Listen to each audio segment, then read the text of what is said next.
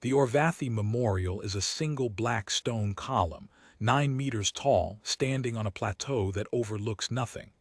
The wind here carries no sound except its own. I come once a year.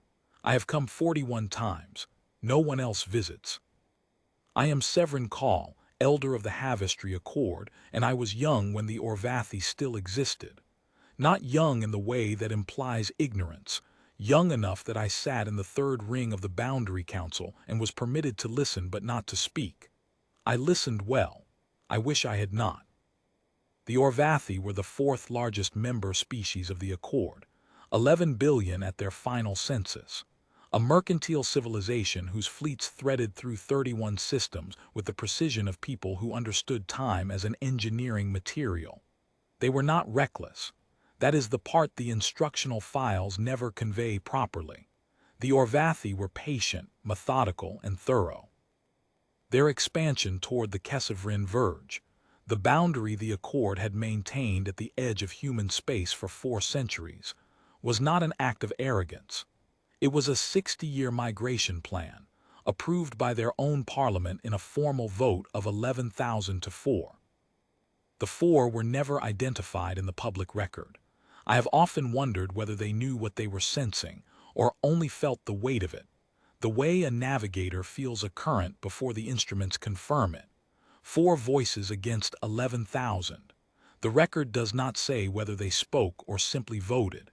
Either way, they were outnumbered by certainty. I was 31 when the Boundary Council received the Orvathi's formal migration filing. 60 years of scheduled expansion, sector by sector, toward the verge and, in the final decade of the plan, across it. The filing was calm, annotated. Their analysts had reviewed 400 years of Accord loss files and concluded that the boundary's designation as forbidden was a legacy classification sustained by institutional inertia rather than evidence.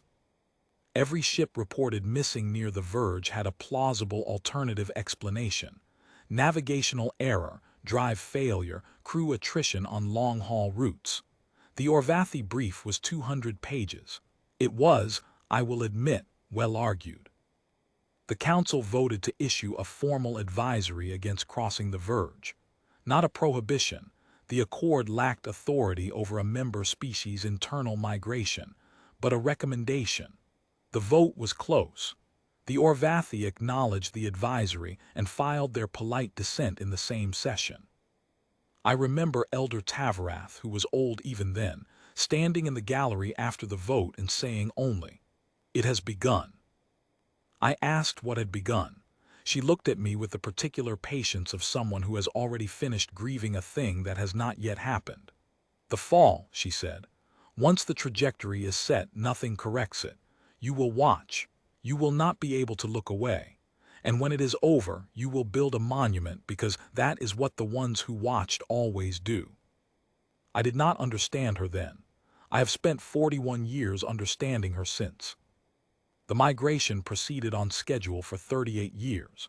Colony ships crossed the open corridor between the Accord's inner systems and the outer buffer in orderly waves, 12 to 18 per transit window, families and infrastructure and seed stock, and the machinery of a civilization that intended to last. They built relay stations. They established waypoints. They named their new sectors with the Orvathi convention of sequential numbers, each one a date and a distance from home. The quarterly reports arrived at the Council in neat bundles, each confirming that the corridor was safe, the expansion nominal, and the boundary showing no activity. Year 38. The lead survey group, 3 ships sent ahead to chart the final approach to the verge, stopped filing. The Orvathi Migration Authority noted the gap in their own internal log.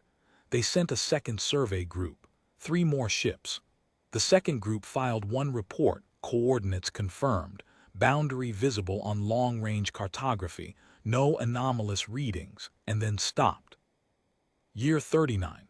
The Orvathi Parliament convened an emergency review. They did not contact the Boundary Council.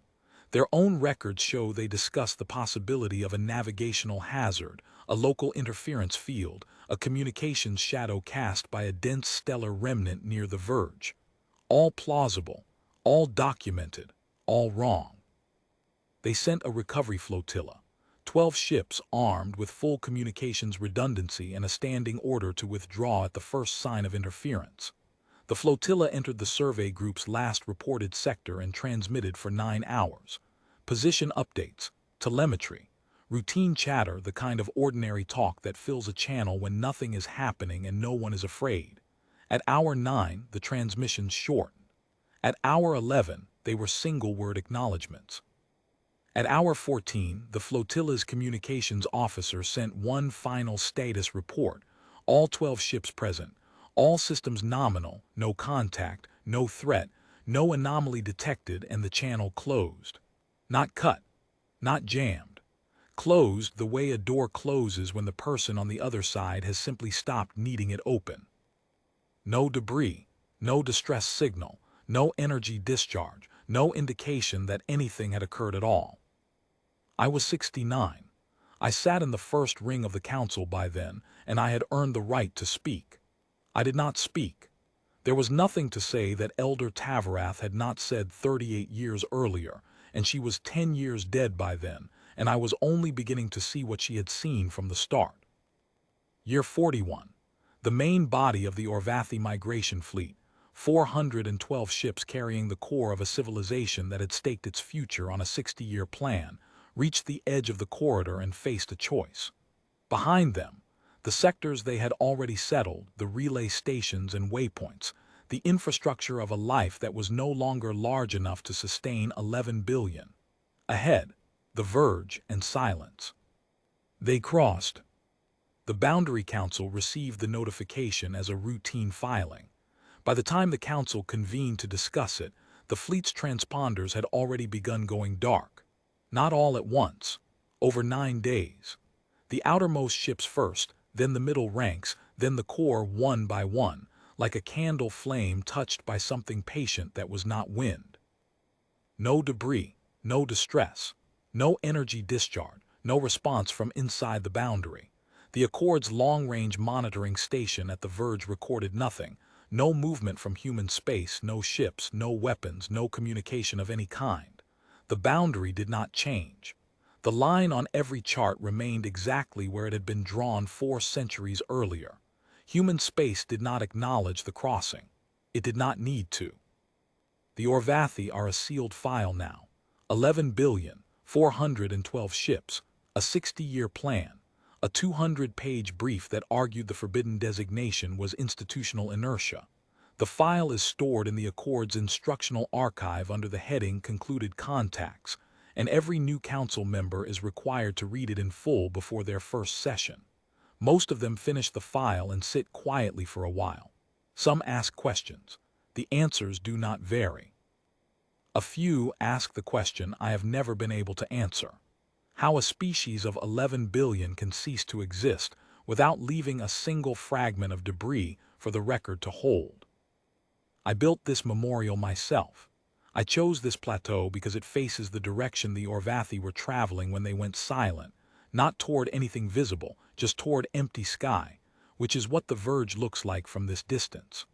The column is local basalt, cut and set at my own expense, because the Accord does not fund monuments to species that disregarded formal advisories.